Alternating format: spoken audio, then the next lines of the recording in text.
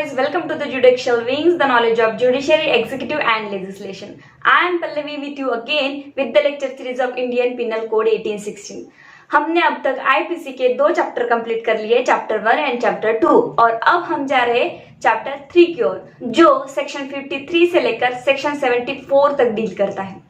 तो आज सिर्फ हम सेक्शन 53 देखेंगे, यानी कि पनिशमेंट्स। तो हमारे एंशिएंट हिस्ट्री में और मिडावल हिस्ट्री में ऐसे कुछ पनिशमेंट्स दिए जाते थे जो कि बहुत डेंजरस थे। ब्रिटिश इराक के भी कुछ पनिशमेंट थे, वो भी कुछ पनिशमेंट अब रिपील कर दिए गए हैं हमारे पिनल लॉ के तहत। अगर कोई भी पर्सन इंडियन पिनल कोड में जितने भी ऑफेंस दिए गए हैं उनमें से कौन सा भी क्राइम करता है तो उसे इंडियन पिनल कोड के सेक्शन 53 में एक 5 टाइप्स के पनिशमेंट्स दिए हैं, उस टाइप में से उसको पनिशमेंट दी जाएगी।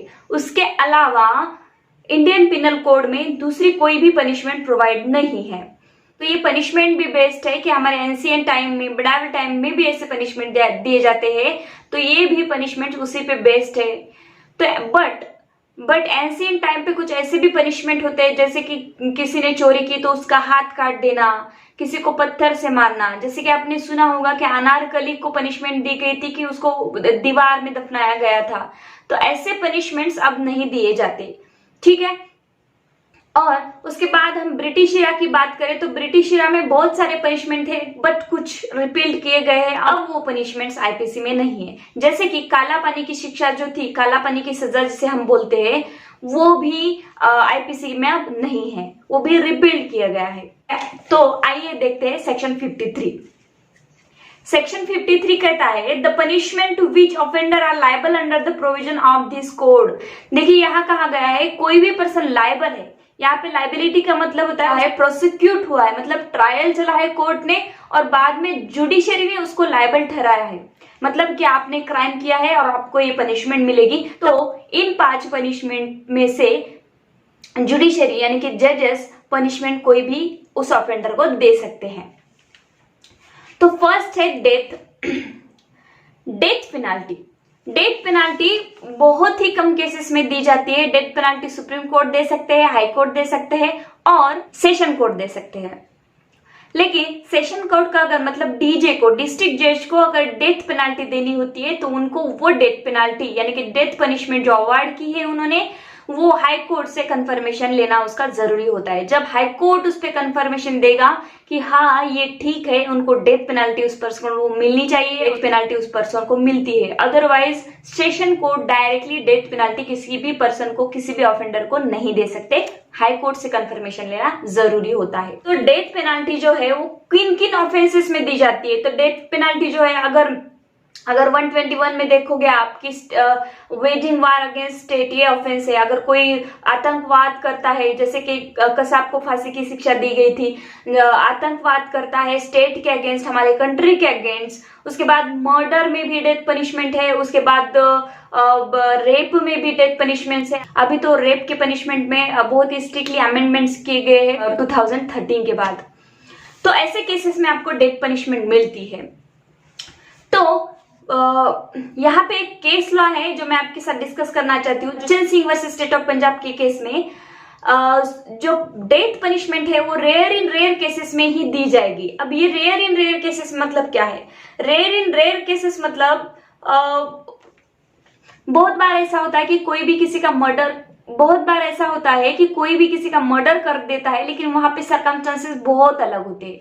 कोई पर्सन जो है वो प्लानिंग से मर्डर करता है, मतलब पूरी प्री प्लानिंग करता है, उसका पूरा इंटेंशन रहता है कि मैंने उसको मारना ही है। फ्रॉम द बिगिनिंग से उसका जो इंटेंशन होता है वो उसको मारने का ही होता है और प्री प्लान्ड करके मारता है। तो ऐसे केसेस में डेथ पेनल्टी दी जाती है।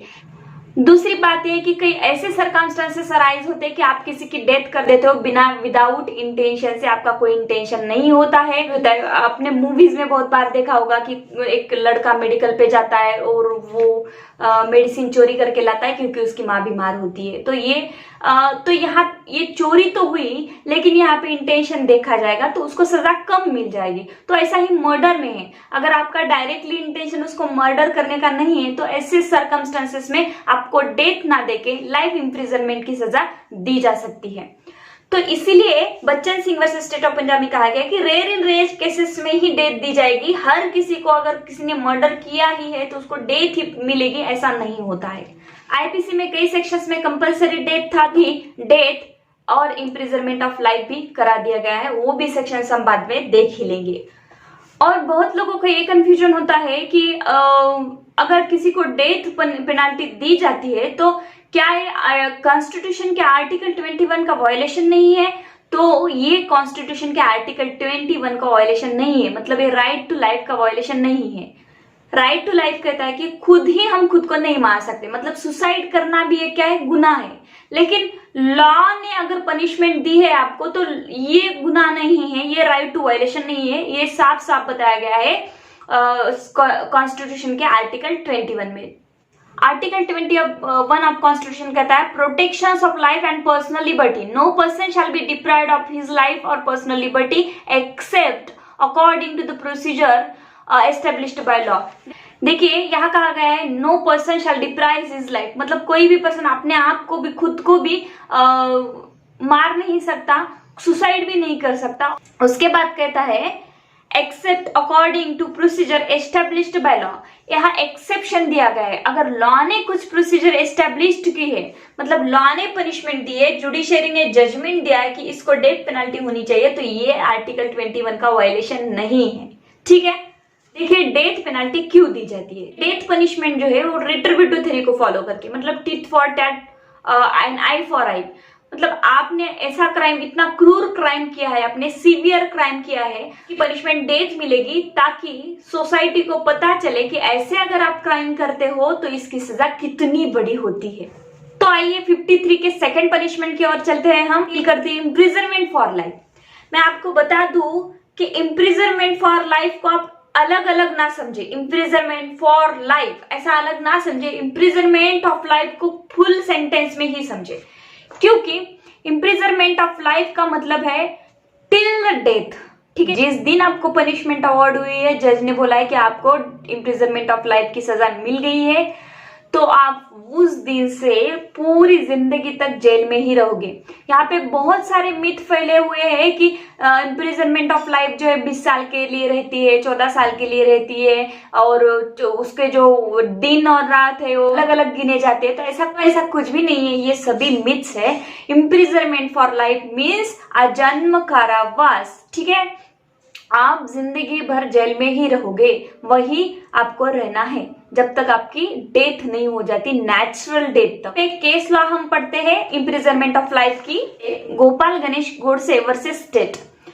अब इस केस में कहा गया है life imprisonment means an imprisonment that continue till the life of the convict and it's nothing less, it is not for a fixed time।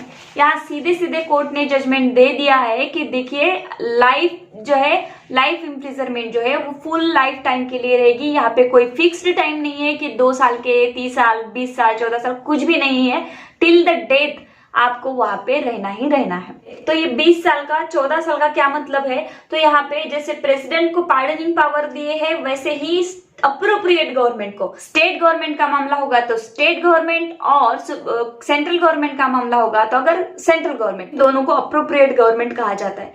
तो एक गवर्नमेंट को अधिकार है कि उनकी पनिशमेंट उनके गुड कंडक्ट पर, ठीक है कि नहीं, गुड कंडक्ट पर, गुड बिहेवियर पर, जेल में आप कैसे रह रहे हो, काम कर रहे हो, अच्छे से बिहेव कर रहे हो, और गवर्नमेंट को अब लगता है कि ये जो आदमी है उसका रिहेबिलिटेशन हो चुका है, मतलब रिफॉर्म हो चुका है, इन्होंने जो क्राइम किया था उनको प्रायश्चित है उस बात का, और ये बाहर जाके अच्छी जिंदगी जीने के लिए तैयार है। आपके गुड कंडक्ट पे गवर्नमेंट आपको, आपकी पनिशमेंट कम्यूट करती है, मतलब कम करती है। तो ये प्रोविजंस दिए हैं सेक्शन 54 और 55 में, वो हम बाद में देखेंगे। तो ये कम्यूटेशन ऑफ सेंटेंस के लिए है 14 ईयर्स, 20 ईयर्स, इसका लाइफ इम्प्रिजन के साथ कोई भी रिलेशन नहीं है। लाइफ इम्प्रिजनमेंट में कहीं भी ऐसा नहीं होता कि सिंपल इम्प्रिजनमेंट है, रिगरस इम्प्रिजनमेंट है। लाइफ इम्प्रिजनमेंट जब भी कोई जज अवार्ड करते हैं तो life imprisonment always in the rigorous form ही रहती है। मतलब जज को वहां पे मेंशन करने का जजमेंट में कोई काम नहीं है कि ये सिंपल है या रिगरस। जब लाइफ इम्प्रिजनमेंट आपको पनिशमेंट होती है तो ऑलवेज रिगरस ही होती है। Always rigorous means hard labour करना पड़ता है आपको जेल में जाके। जैसे आप मूवी में देखते होंगे कि 400 कैदी नंबर 420 पत्थर फोड़ रहा है वगैरह वगैरह, तो ऐसे हार्ड लेबर आपको जेल में लगाए जाते हैं जिनको भी लाइफ इम्प्रिजनमेंट पनिशमेंट अवार्ड होती है। थर्ड जो है वो काला पानी की सजा रिपील कर दी गई है। और फोर्थली है imprisonment which is up to description. देखिए जो इम्प्रिजनमेंट ऑफ लाइफ है और इम्प्रिजनमेंट में डिफरेंस है। इम्प्रिजनमेंट ऑफ लाइफ है ऑलवेज रिगरस थी और लेकिन यहाँ पे अभी इम्प्रिजनमेंट यानी कि सिर्फ कारावास के बारे में बोला गया है, आजन्म कारावास के बारे में नहीं बोला गया। जब कारावास होता है मतलब आपको छोटा मोटा गुनाह किया आपने, अगर चोरी की तो 2 साल की सजा हो गई, 3 साल की, 4 साल की, कितने भी साल की फिक्स्ड टर्म के लिए इम्प्रिजनमेंट होती है, कारावास होता है। तो वो 2 डिस्क्रिप्शन में पनिशमेंट होती है, मतलब रिगरस भी होती है विद हार्ड लेबर और सिंपल भी होती है। तो जजमेंट देते वक्त जज को मेंशन करना पड़ता है कि वो इम्प्रिजनमेंट जो आपको हुई है वो सिंपल है या रिगरस है। ठीक है, रिगरस होगी तो आपको हार्ड लेबर करना पड़ेगा। सिंपल वहां पे अगर लिखा होगा जजमेंट में तो आपको सिर्फ कन्फाइन करके रखा जाएगा जेल में। छोटे मोटे काम तो सभी को करने ही पड़ते हैं जेल में, ना थोड़ी ऐसे होता है, लेकिन हार्ड लेबर आपको नहीं करना पड़ता सिंपल इम्प्रिजनमेंट में। तो फोर्थली में है four feature of property. Four feature of property जो पनिशमेंट है वो आपकी जो भी संपत्ति है वो जब्त की जाती है। यहाँ पे भी जज को जजमेंट निकालते वक्त ये मेंशन करना पड़ता है कि आपकी कौन कौन सी प्रॉपर्टी। बहुत लोगों को कंफ्यूजन होता है कि किसी ने किसी पर्सन ने किसी दूसरे पर्सन का खून कर दिया है तो वो चाकू लकड़ी से मारा है तो वो लकड़ी पुलिस लेके जाते हैं। वहां पे जितना भी कुछ एविडेंस मिलता है वो लेके जाते हैं। घर में उसके तलाशी होते हैं, जब कुछ कागज मिल जाते हैं, मोबाइल फोन मिल जाते हैं, तो जो जो क्राइम से रिलेटेड वस्तु मिल जाती है वो पुलिस लेके जाते हैं और कोर्ट में लेके आते हैं। तो याद रखिएगा ये फोर फीचर ऑफ प्रॉपर्टी नहीं है, ये एविडेंस है क्राइम से रिलेटेड। ठीक है कि नहीं, क्राइम से रिलेटेड ये सभी जो वस्तु मिले हैं वो एविडेंस है। फोर फीचर प्रॉपर्टी मतलब आप पे एक पेनाल्टी लगाई जाती है, जो आपकी ओन प्रॉपर्टी है आपने कमाई हुई उसको जब्त किया जाता है, उसमें जिसका क्राइम से कोई भी संबंध नहीं होता है उसको जब्त किया जाता है। तो ये फोर फीचर ऑफ प्रॉपर्टी में आता है। लेकिन आप पुलिस को जो साधन मिलते हैं एविडेंस होते हैं। उसके बाद हम चलते हैं 6th में, वहां पे लिखा है फाइन। आईपीसी के हर सेक्शन में लिखा है कि imprisonment of life with the fine और बोथ इम्प्रिजनमेंट और लाइफ, इम्प्रिजनमेंट और फाइन और बोथ इम्प्रिजनमेंट एंड फाइन। तो आईपीसी के बहुत सारे सेक्शंस में लिखा है कि इम्प्रिजनमेंट ऑफ 2 months और 500 रुपए फाइन, इम्प्रिजनमेंट ऑफ 6 months और 1000 रुपए फाइन। तो ऐसा जहां भी लिखा गया है तो वहां पे आपको उतना जितना लिखा है उतना फाइन आपको देना पड़ेगा। बहुत सारे सेक्शन में ऐसा भी लिखा है इम्प्रिजनमेंट और फाइन, इम्प्रिजनमेंट एंड फाइन। वहां पे पर्टिकुलरली मेंशन नहीं है कि कितना फाइन देना है, तो जज अपने डिस्क्रिएशन पे आपको फाइन दे सकते हैं कि आपको कितना देना है। मतलब अब कोई ऑटो चला रहा है, ऑटो चालक है और आप उसको 1 लाख फाइन लगाते हो तो उसकी तो इतनी इनकम ही नहीं है, वो कहाँ से देगा इतना फाइन।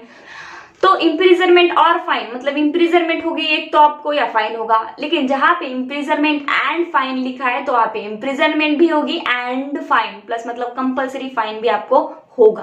फाइन और पेनाल्टी 2 शब्द हमारे पास आते हैं। तो पेनाल्टी जब कोई पैसों की बात कर रही हूं मैं, पैसे की अगर कोई किसी पे पेनाल्टी लगाता है तो पेनाल्टी अलग होती है, फाइन अलग होता है। जुडिशरी कभी भी डायरेक्टली नोटिस भेज के, यानी कि अगर किसी आपको कॉर्पोरेशन का नोटिस आ गया कि आप पे इतनी इतनी पेनाल्टी है, तो उनको क्या होता है वो लोग क्या करते हैं डायरेक्ट आपको एक नोटिस निकाल के भेज देते हैं कि आपको इतना इतना फाइन, इतना इतना पेनल्टी भरना है।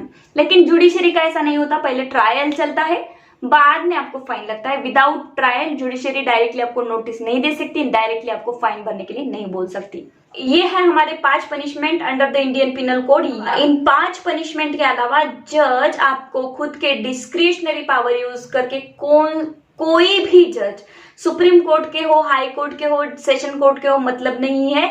आपको इन 5 सजा के अलावा कोई भी सजा नहीं मिल सकती किसी भी ऑफेंडर को। इस 5 सजा में कितनी सजा किसको देनी है, कितना फाइन किसको लगाना है, ये सर्कमस्टेंसेस पे वो डिस्क्रिशनरी पावर यूज कर सकते हैं। लेकिन इसके अलावा अगर वो बोलते कि नहीं, इसको मेरे सामने 5-6 कोड़े मार दो, लाठी लो और इसको बहुत मारो, उसको क्या करो, पब्लिक के हाथ में छोड़ दो, ऐसा नहीं होता है। ऐसा डिस्क्रिशन जजेस यूज नहीं कर सकते इन 5 पनिशमेंट के अलावा। उन 5 पनिशमेंट में कितना देना है, कितना नहीं देना है, वो सर्कमस्टेंस पे डिपेंड करते हैं। वहां पे जज अपना डिस्क्रिशन यूज कर सकते हैं। पनिशमेंट का मेन ऑब्जेक्ट क्या है?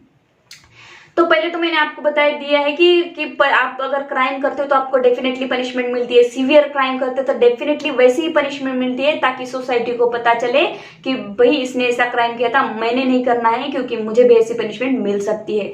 दूसरी पनिशमेंट हमारी रिफॉर्मेटिव थ्योरी की तहत आती है, जो कि रिफॉर्मेटिव थ्योरी बताती है कि जैसे कि जुवेनाइल होम होते हैं, जुवेनाइल जस्टिस एक्ट में अगर चिल्ड्रंस क्राइम करते हैं तो उन्हें रिहेबिलिटेशन होम में रखा जाता है, सुधार गृह में रखा जाता है। उन्हें सिखाया जाता है कि ऐसा नहीं करना है, कैसे रहना है, क्राइम नहीं करना है, ठीक है। तो इस पे बेर एक्ट में बहुत अच्छे से एक केस ला दिए, वो हम पढ़ते हैं अभी। में Nadella Venkata Krishna Rao versus state of Andhra Pradesh.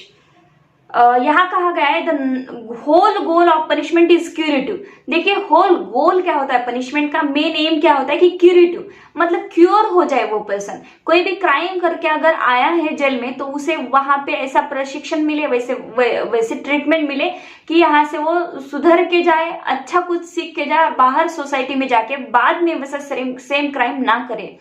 The ascent must be more and more rehabilitation, मतलब उस पर्सन का पुनः निर्वासन हो, वो अच्छे से अपनी जिंदगी जीने के लिए तैयार हो, उसे ऐसा प्रशिक्षण दिया जाए, ऐसी ट्रीटमेंट दी जाए। पनिशमेंट मतलब सिर्फ हार्ड लेबर या फिर कन्फाइन बंद करके आपको नहीं रखा जाता, तो वहां पे आपको सिखाया भी जाएगा। रिफॉर्मेशन मतलब आप में पूरा बदलाव किया जाएगा कि आप अगर यहाँ से बाहर जाते हो तो ऐसा क्राइम करने का सोचो भी मत। Other than retributive punitive inside the prison, मतलब इनसाइड प्रिजन के अंदर सिर्फ दंड ही नहीं देना है, सिर्फ पनिशमेंट ही नहीं देनी है, उनको प्रशिक्षण ही देना है। So guys, I hope you understand the concept of punishment under the IPC. Subscribe my channel and like the videos. Click the bell icon for the more videos. Thank you so much.